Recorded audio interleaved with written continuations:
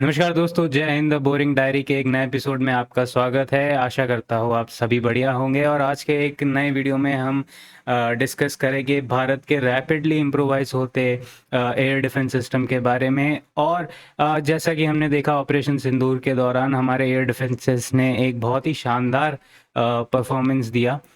और उसी को मद्देनज़र रखते हुए और बीच में एक डेढ़ महीने में जितने भी रिलेवेंट जियोपॉलिटिकल इश्यूज हुए हैं through out the world, B it in eastern Europe और सेंट्रल एशिया। मैं नाम नहीं लूँगा उन कंट्रीज़ का। अपेरेंटली मैं जब भी नाम लेता हूँ तो अगले 2-3 वीडियो के लिए रीच एकदम ख़त्म हो जाती है। So I will address them as countries in eastern Europe and central Asia.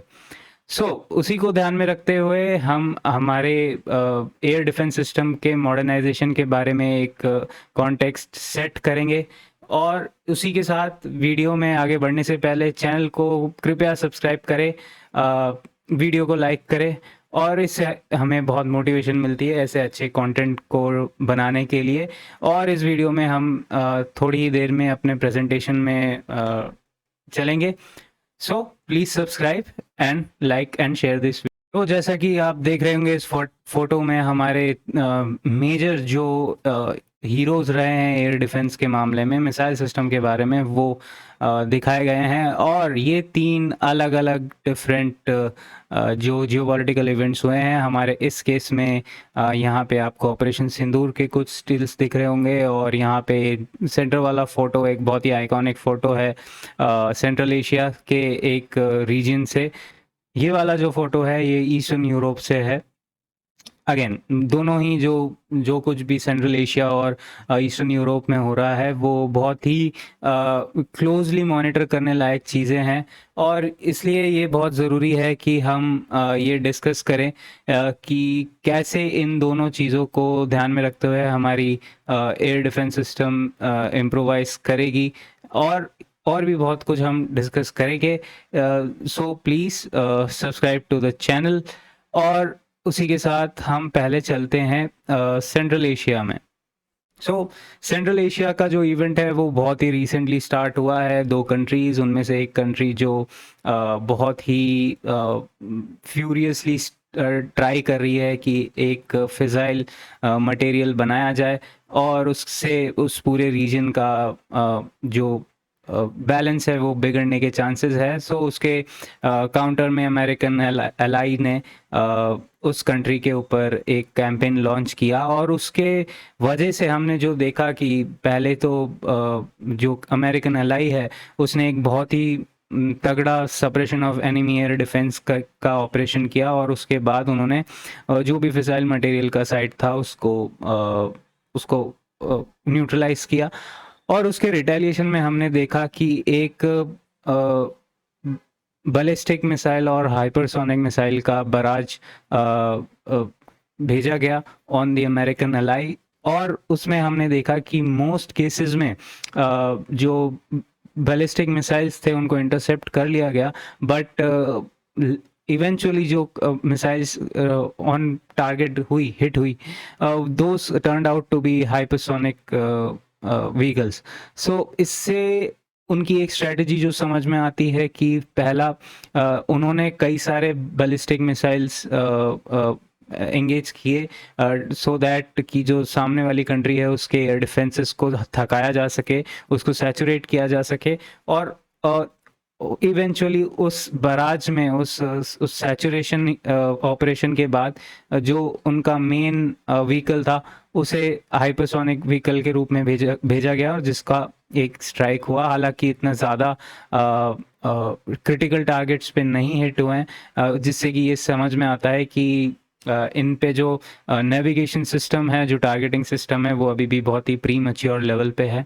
और यहाँ पे हमें 2 चीज़ें ध्यान में देखनी पड़ती है कि अमेरिकन एलाइज का एक superior suppression of enemy air defence देखने को मिला। और हाइपरसोनिक व्हीकल के अराउंड एयर डिफेंसेस थोड़ी सी वीक पड़ सकती है। और अगेन सैचुरेशन ऑपरेशंस में भी एयर डिफेंस थोड़ी सी वीक पड़ सकती है। फिलहाल जो स्ट्राइक रेट बताया जा रहा है कि वो 90 to 92% के आसपास है, बट फिर भी 10% मिसाइल्स जो है वो एयर डिफेंस के को आर पार कर जाती हैं। सो उसको ध्यान में रखते हुए बैक टू इंडिया जो हमने देखा कि on the night of 7 May operation Sindoor जब स्टार्ट हुआ, तो फर्स्ट नाइट में हमें कुछ लॉसेस झेलने को मिले। इसका ये मतलब नहीं है कि जो कि पूरा का पूरा इंटरनेशनल मीडिया पॉइंट आउट कर रहा है कि इंडियन एयरफोर्स का कुछ टैक्टिकल मिस्टेक था। इनफैक्ट जो हमारे CDS ने भी ऐसा ही स्टेटमेंट दिया है, बट आई पर्सनली बिलीव कि इसमें एयरफोर्स की कोई गलती नहीं है। This is purely political miscalculation जिसकी वजह से हमें लॉसेस झेलने पड़े हैं। उसका यही कारण है कि Indian air force went into the operation without conducting suppression of enemy air defense and destruction of enemy air defense. Anyways 8th और 9th और 10th के दौरान हमने देखा कि ये ऑपरेशन किए गए एंड फाइनली पाकिस्तान के 11 बेसिस, इनफैक्ट उनके डॉसियर के हिसाब से 30 रीजन्स को टारगेट किया गया and mostly through our air launched vehicles. So again इससे पहला तो ये सीख मिलती है कि suppression of enemy air defence is now the first operation ideally that should take place as and when जब हम कोई एयर कैंपेन करते हैं, और यही होना चाहिए। This should be the ideal practice. और इसी वजह से मुझे ऐसा लगता है कि हमारी जो गवर्नमेंट ने ये स्टेटमेंट दिया है, PM ने जो स्टेटमेंट दिया है कि हम जो बैड एलिमेंट्स है उनमें और उनको पालने वाली सरकार में कोई डिफरेंस नहीं करेंगे। और वो इसीलिए ही किया गया है कि जब हम इस थ्योरी पे के कोरोलरी पे चल रहे थे कि हम दोनों को अलग अलग देख रहे थे, तब उस थ्योरी के हिसाब से हमको suppression of enemy air defence का मौका नहीं मिलता था थियोरेटिकली, और उसकी वजह से हम अननेसेसरी डिसएडवांटेज पे आ जाते थे, सेल्फ इन्फ्लिक्टेड डिसएडवांटेज पे आ जाते थे। और मेरे ख्याल से अगर we follow what we are saying कि हम दोनों को सेम देखेंगे, so ideally next time when Operation Sindoor resumes, the first thing that should take place should be a SEAD and DEAD operation and not directly going on the core targets. Gaining a full-fledged air dominance is key in the coming times. Next point from this region should be the use of ballistic missile salvos to saturate air defense systems. So again कई लोगों ने ये बोला कि भारत का जो air defense था it worked well because it did not उसने बैलिस्टिक मिसाइल द्वारा सैचुरेशन अटैक नहीं देखा, बट उसने इतना ही देखा कि सैचुरेशन जो ऑपरेशन हुआ था it was done by drones. So मुझे नहीं लगता उसमें कोई ज़्यादा डिफरेंस होगा even if we face ballistic missile salvo. उसका ये कारण है, first is that I will bring you back to the my presentation. तो आप जब सेंट्रल एशियन अमेरिकन अलाई का एयर डिफेंस सिस्टम देखेंगे तो उसे आयरन डोम कहते हैं, हालांकि वो एक कंपोनेंट है, बट ओवरऑल आप जब पूरे सिस्टम को ध्यान में देखेंगे वहाँ पे आपको मल्टीपल एलिमेंट्स दिखेंगे, और ये जो है includes not just the Iron Dome, it includes David Sling, Arrow 2, Arrow 3। So Arrow 3 जो है वो उनका सबसे दूर दराज या फिर लॉन्ग रेंज इंटरसेप्शन व्हीकल है, और आयरन डोम जो है वो उनका सबसे शॉर्ट रेंज इंटरसेप्शन व्हीकल है। अब the thing is that Bharat से ये कैसे डिफरेंट है कि अगर हम उनके जितना भी एयर डिफेंस प्रोटोकॉल देखेंगे, it is mostly very much missile focused, और उसमें कुछ हद तक अटैक हेलीकॉप्टर्स द्वारा एयर डिफेंस किया जाता है, जहाँ क्योंकि हमने देखा कई सारे शाहिद ड्रोन्स को अपाचे हेलीकॉप्टर के गन द्वारा डाउन किया गया। बट अदरवाइज आप देखेंगे यहाँ पे जो अमेरिकन अलाई है वो एक डिसएडवांटेज पे है, क्योंकि वो मोर और लेस कोई भी सामने वाली कंट्री से जो भी सैचुरेशन ऑपरेशन के लिए व्हीकल यूज़ किया जा रहा है उसको काउंटर करने के लिए एक 5 से 6 गुना महंगा मिसाइल यूज़ कर रहे हैं। और ये ऐसा नहीं है कि जो ये मिसाइल्स है ये बहुत ही फास्ट प्रोडक्शन रेट पे बनते हैं, इनमें बहुत ही ज़्यादा कॉम्प्लेक्स सेंसर्स यूज़ होते हैं। इनको मैन्युफैक्चर करना भी इतना इजीली पॉसिबल नहीं है, इवन विद सर्च कैपेसिटी। सो जो मिसाइल फोकस्ड जो एयर डिफेंस सिस्टम होता है उसका एक सबसे बड़ा डिसएडवांटेज ये होता है कि यहाँ पे स्टॉक कम होने के बाद, उस सैचुरेशन ऑपरेशन के बाद जब स्टॉक कम हो जाता है, then the defending country will fall into a disadvantageous position. So that is the basic problem with the American ally or the overall Iron Dome system. But unlike Israel, our yeah, our air defense system is not very missile focused. It is मतलब बहुत ही ज़्यादा diversified है. So अगर आप देखेंगे कि हमारा जो point defense यानी कि low range kind of जो air defense है वो आज की तारीख में L-70 ZSU-23 शिल्का और तुंगुस का गन सिस्टम्स द्वारा हैंडल होता है। और अगर हम वहीं पे quick reaction point defence systems की बात करें तो वहाँ पे ओसा, पेचोरा, कप, स्ट्रेला जैसे एयर डिफेंस सिस्टम जहाँ पे आपको मिसाइल्स और आपको कुछ हद तक गन्स भी देखने को मिलेंगे। मीडियम रेंज में आपने आकाश देखा, MR सैम देखा, स्पाइडर देखा, और लॉन्ग रेंज में आज की तारीख में S-400 देखा। सो ओवरऑल अगर हम हमारा एयर डिफेंस सिस्टम देखेंगे, यस वहाँ पे मिसाइल्स का बहुत ही क्रूशियल रोल है, बट फर्स्ट थिंग फर्स्ट कि इवन दो मिसाइल्स का यहाँ पे बहुत ज़्यादा क्रूशियल रोल है, हमारा production in a way is far more robust than Israel's. Maybe not technologically advanced, but हमारे पास सर्च कैपेसिटी ज़्यादा है, प्लस हमने बहुत ज़्यादा डाइवर्सिफाई कर रखा है। हम सिर्फ मिसाइल्स पे डिपेंडेंट नहीं है। और ऑपरेशन सिंदूर के दौरान हमने देखा कि a lot of the work was done by these point defense system, L-70, ZSU-23 Shilka and Tunguska, specially L-70 जिसने मोस्ट ऑफ दी ड्रोन्स को नीचे किया, क्योंकि अगेन मैंने जैसे बताया कि लो और चीप ड्रोन्स को हैंडल करने के लिए एक $5 million $6 million का मिसाइल फायर करने के दो एडवांटेजेस है। फर्स्ट इज दैट आपका स्टॉक तो कम हो ही रहा है, plus it is a financial strain or financial stress that the defending country is facing. So उसी को ध्यान में रखते हुए हम अब देखेंगे कि कैसे भारत का एयर डिफेंस सिस्टम जो है वो इम्प्रूव हो रहा है। तो आप नीचे वाला सेक्शन देखेंगे कि ये जो हमारे फ्यूचर के प्रोग्राम्स हैं, इनमें से कुछ सिस्टम्स ऑलरेडी फर्स्ट या फिर प्रिलिमिनरी इंट्रोडक्शन इनका चालू हो चुका है। First is the D4 anti drone system, that is the soft kill anti drone system. उसके बाद जो L&T का सुदर्शन क्लोजन वेपन सिस्टम है।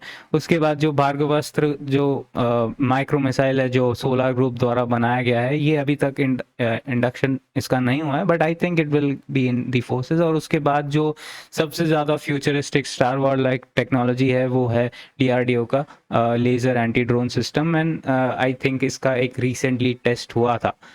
So again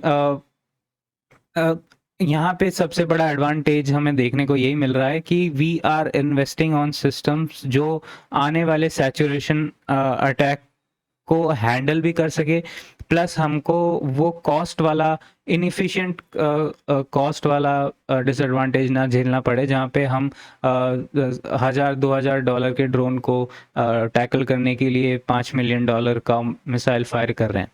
so that is one thing. उसके बाद अगर हम जो क्विक रिएक्शन सिस्टम्स की बात करें, वहाँ पे हमको क्यूआर सैम का इंडक्शन देख रहे हैं। हो सकता है जो खबरें हैं कि इसी महीने इस सिस्टम को इंडक्ट करने का डील जो है वो साइन हो जाएगा और सीसीएस क्लियरेंस मिल जाएगा। और वी श्योरैट जो सिस्टम है उसको भी इंडक्ट करने की बात चल रही है, either by end of this year और by end of the financial year, that is by April 2026। और आकाश एनजी भी इसी मीडियम रेंज का अपग्रेडेशन है और इसको थोड़ा समय लगेगा। आई थिंक 27 to 28 के बीच में आकाश एनजी इंडक्ट होगा। और उसके बाद मैं ये वाला सेगमेंट डिस्कस करने से पहले प्रोजेक्ट कुश और ADAH, ये actually it is air defence anti hypersonic, ये डिस्कस करने से पहले मैं एक और रीजन के बारे में बात करना चाहूँगा जो कि ईस्टर्न यूरोप में है। ईस्टर्न यूरोप के केस में हमने देखा एक जो अमेरिकन अलाई है उसने ड्रोन्स, बहुत ही चीपली मॉडिफाइड ड्रोन्स को यूज़ किया to neutralise one of the most critical assets of let's say the bigger country. हमने ये देखा कि drones are one of the biggest thing that can give let's say strategic and yet cheap results।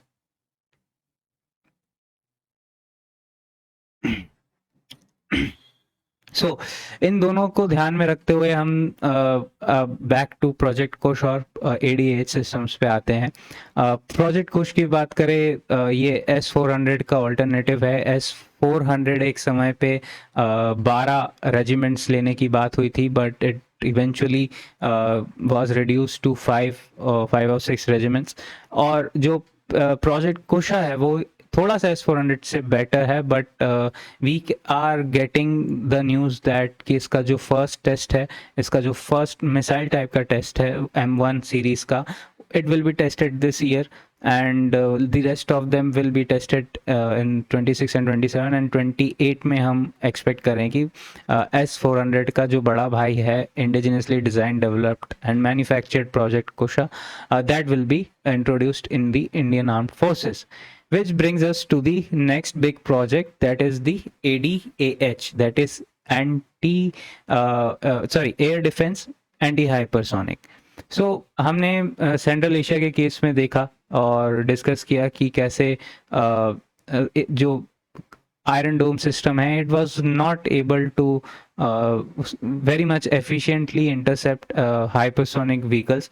और उसी को ध्यान में रखते हुए ये जो प्रोजेक्ट है ADAH, इसको इंट्रोड्यूस या फिर डेवलप किया जा रहा है। There are no clear timelines, but ये जो फोटो है वो DRDO के एक लैब से है और उन्होंने हैदराबाद में एक आई थिंक एग्जीबिशन किया था, वहाँ पे ये फोटो देखने को मिली थी। Project like that exists and again in a way हम देख सकते हैं कि हम पूरा जो लेंथ एंड ब्रेड्थ है हमारे एडवर्सरीज के एरियल ऑपरेशंस को काउंटर करने के लिए, चाहे वो ड्रोन से हो, चाहे वो नॉर्मल आपका बैलिस्टिक मिसाइल हो या फिर क्रूज मिसाइल हो, चाहे वो हाइपरसोनिक हो, उसको एड्रेस करने के लिए हम पूरा एक रेंज ऑफ सिस्टम्स डेवलप कर रहे हैं। So this was the big thing that I was going to discuss. उसके अलावा हमारा जो overall anti ballistic missile defence system है, it is also in a good shape. हमारा जो अश्विन एयर डिफेंस है, it is operational. AD1 is operational. PDV is said to be operational, but since it is in an ambiguity, so I can say that it is in a limited induction. And the AD2 system here is under testing, and ASAT, as you know, has been successfully tested, और इसको बार-बार test भी नहीं किया जा सकता है, so we can assume it is operational. So in a way जो overall platforms हैं, the platforms are in good shape in air defense, but again we have to be sure that हम saturation जो operations है उसको tackle कर सके, and that will require a good stockpile of the missiles or the kill vehicles. So that is another thing. तो हमें production पे बहुत ज़्यादा ध्यान देना पड़ेगा.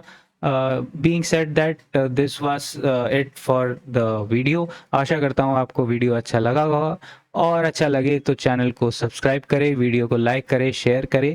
तब तक के लिए नमस्कार, जय हिंद.